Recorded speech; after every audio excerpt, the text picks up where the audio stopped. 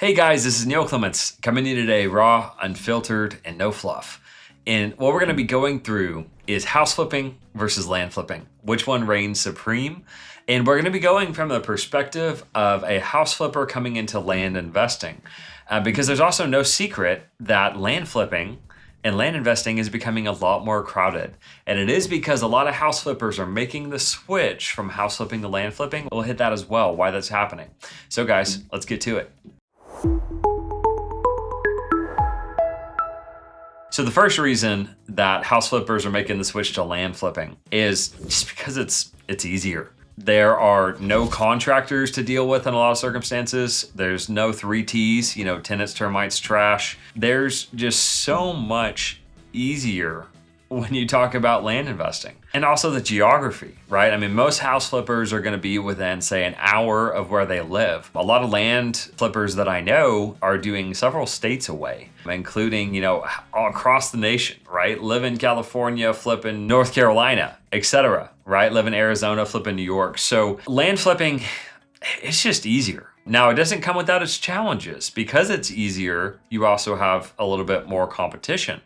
Right? So we'll get into kind of a few of the downsides in land investing here in a minute, but just know for house flippers coming to land, it is easier. Number two, land investing is more profitable. And when I say more profitable, I'm talking about, some of the larger deals. Some of your smaller ones aren't going to maybe be more profitable. For instance, like buy for 5, sell for 10. Maybe those aren't more profitable than a house flip. But a lot of house flippers are, seeking to earn somewhere around, just for rough numbers, right? 10% of what they sell a property for in profit. So you sell a property for $300,000, you want to make 30. Sell it for $500,000, you want to make 50. For land investors who still are buying at somewhere between 50 to 70% of market value, if a land investor buys a property and sells it for $500,000, they're probably seeking to make multiple six figures on that. And so when you look at it that way, it's like, wow, is land investing a lot more lucrative, a lot more profitable? Well, yeah, and the reason is because there's a lot less competition in land investing, so the land investors can still get deals so far below market value just because there's not a ton of buyers out there for a lot of these pieces of land. So land investing, although easier and more profitable, is also probably more risky than house investing too, because there are substantially less buyers. With less buyers, there becomes more risk of having to hold a property and not being able to sell it. So that's number two. Number three is that land investing is just really simple to understand. If you can look at land ID, or you can figure out how to analyze a property, see what it's worth, if you can hire a local team of realtors or an individual realtor to sell the property for you, and if you're good at knowing your numbers, it's not all that complicated. And having less competition, having it be a little bit easier with no contractors, I clearly think land investing is superior, and that is the way that I run my business. And so with that, with all these advantages to land investing, as land investors, how do we deal with the house flippers coming into our industry? How do we deal with all the new competition? Especially as it seems like there's just been a huge surge of podcasts and educational people giving away a lot of this information for free in exchange for, say, partnerships or funding, or, everybody has an angle, right? But they're giving away all this information for free and saying it's so simple, it's so easy to get into. So what do we do about that? Because I think that that's a lot of investors' concerns, land investors' concerns right now is, the industry is getting so competitive and, we can't mail anymore, we can't cold call, all this stuff because it's not going to work. Well, whenever things get more competitive, like in any industry that's fantastic, gets more competitive over time. The advantage is that land investing or land flipping doesn't really have any TV shows out. There are a lot of land pieces out there, but nobody really is kind of screaming it from the mountaintops that, how sexy it is and these renovations and, right? Nobody's really screaming from the rooftops that everybody needs to be doing land flipping, which is good for now, right? But what do we do in response to this? Well, we've got to niche down. As our markets get more competitive, we have got to establish either our market areas and become market experts in those areas. That's one option. A second option is to have a really good exit play, right? A disposition play. So are you going to be able to add value to the property through subdividing? Are you going to add value to a property through, IOS, like industrial storage?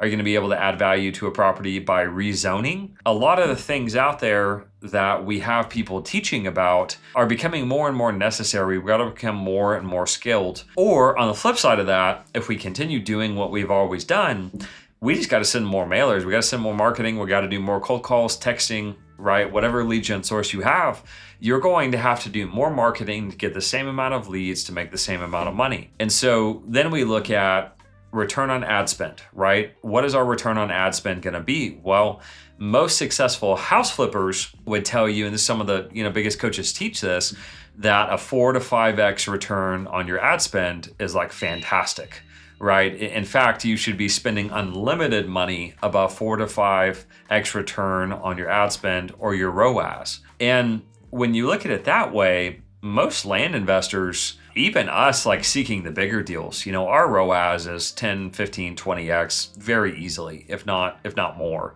And most mature land investors are still achieving those returns very easily, right? And so if you look at ROAS and you compare the two, for every dollar that you spend, say you make 20 versus every dollar you spend, you make 4, clearly there's a huge opportunity still in land investing. So now let's hit the downsides. We talked about the upsides, right? And clearly there are many of them.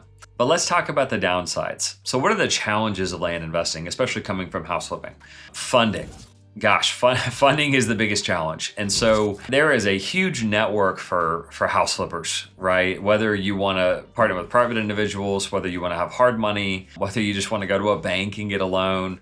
Gosh, I mean, there are so many resources for house flippers to have almost $0 in a deal and not have to give away a ton of equity. And so in land investing, especially for larger deals, several $100,000, funding can become incredibly tricky. For instance, you go to the bank, you're going to put 25 to 35% down, if not more.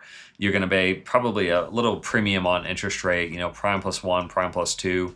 And like that's my main source of funding for our business, in addition to private investors. Private investors are harder to get to because they just, people understand houses. Like I said earlier, there are TV shows around houses. It's sexy. It's great, right? Everybody loves house flipping and they love the end product. But for land, a lot of people just don't understand it. They're not willing to take the risk on it because they perceive it as risky. And then you go like hard money lenders for land, there are very few of them. And the ones that are out there, charge a lot, on average, say 18 to 25% annualized interest rates.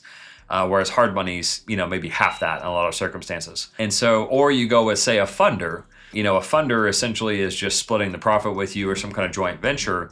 And a lot of times people resort to that, or investors resort to that because they almost kind of have to, because they don't have the money to do anything else. They don't have the private individuals to do anything else. So they have to give away a good chunk of the equity, 25, 50, say 75% of it, depending on the deal. And so funding is a lot harder for land investors. Number 2, not only is funding harder, but getting buyers is harder. Dispoing a property, especially for wholesalers. I mean, if you're not selling, like there's some guys out there who do like buildable lots, that's not as hard to dispo, quarter acre lots, things like that. But once you get up to 5, 10, 50, 100 acres, pretty rural properties, those can be really, really hard to sell. And so you actually have to market-based price those. Sometimes you have to decrease the price 10, 20, 30% just to get it moved quickly. And that becomes really, really difficult because there's not a huge stream of buyers out there. And even the buyer's financing is more difficult. A lot of times we have to owner finance properties. If a buyer goes to a bank, they're going to be at least 15, if not 25% down. There's not FHA, VA, USDA conventional, like that doesn't apply to land unless they do like a one-time construction loan. But it's just a lot harder to find good buyers. Let's just say that. The only advantage is that the buyers you do talk to typically are pretty highly qualified. They have a lot of cash, at least the ones we work with. Number 3 is that there are less improvements. And what I mean by that is that there are less ways to add value to a piece of land than there are to a house, right? With a house, you can just simply renovate it. And based upon the tile selection, the kitchen, the bathrooms, the paint, right? You can put lipstick on a pig and make it look pretty nice, or you can do it right and add a lot of value to a property. With land, I mean, if it's heavily treed, maybe you can clear access, put in a driveway, water meter, electric, you name it, to be able to be a buildable piece of property. But what just becomes really difficult is adding the value to land. Unless you have a really good strategy and a really good niche on how to do that, a lot of times you're just straight up buying below market value. Although those opportunities are available, but they're becoming less and less. And so the fourth thing is that slower return of capital. And that's honestly what kills a lot of land investors, especially the ones that I talk to. It's harder, it's the combination of all of these, right? So whenever you get financing or you get funding, either you give up a huge equity split or you have to place a really large down payment, and it kind of breaks you sometimes, especially as you do several of them. You can't really add a ton of value to the properties unless you have a really specific strategy. There's less buyers, so when there's less buyers, it takes a lot of time to sell the properties. And when it takes a lot of time to sell properties for a flipper, well, that means they don't get their capital back. And so what a lot of flippers end up stuck in, especially for the first few years as they grow their business, is they have to partner, they have to share with somebody, they have to give away a lot of equity in order to grow and fund their business. But that is just the requirement that you have to go through. So guys, hope you enjoyed that comparison, especially from house flipper turned to land flipper. If you want to see it the other way around, please let me know. I'd be happy to share with you, especially if you're a land investor who wants to get into house flipping. I'd be more than happy to share that with y'all on the differences, but I feel like that's a pretty good comparison. If you feel like I missed anything, please put it down below. Other than that, just know that we're in a fantastic industry and there's a huge opportunity in front of us. Thanks.